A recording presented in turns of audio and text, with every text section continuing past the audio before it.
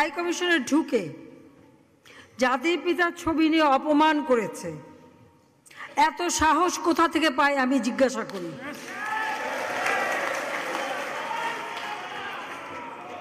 আমি জানি না আমাদের হাই কমিশনে এখন কারা বসেছিল এবং তারা সেখানে কিছুই করতে পারলো না কেন, সেটাও বড় প্রশ্ন।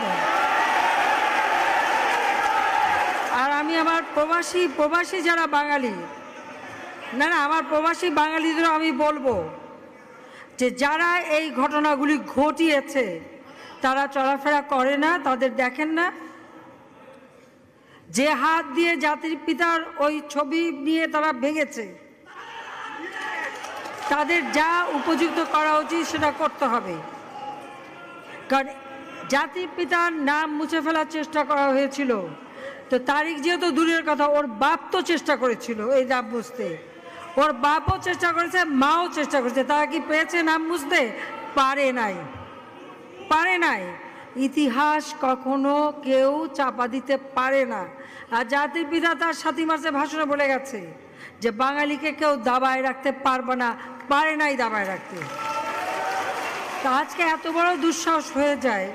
হ্যাঁ, আমি প্রধানমন্ত্রী এসে আমারটা যা করুক ওটা আমি কিছু মনে করি না, কিন্তু যিনি আমাদের জাতির পিতা, যার আইন আছে, সেখানে হাত দেবে এত সাহস কোত্থেকে পেল?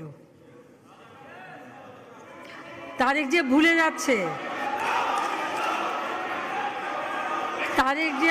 যাচ্ছে যে তার মা দুর্নীতি করে জেলে গেছে, আজকে তার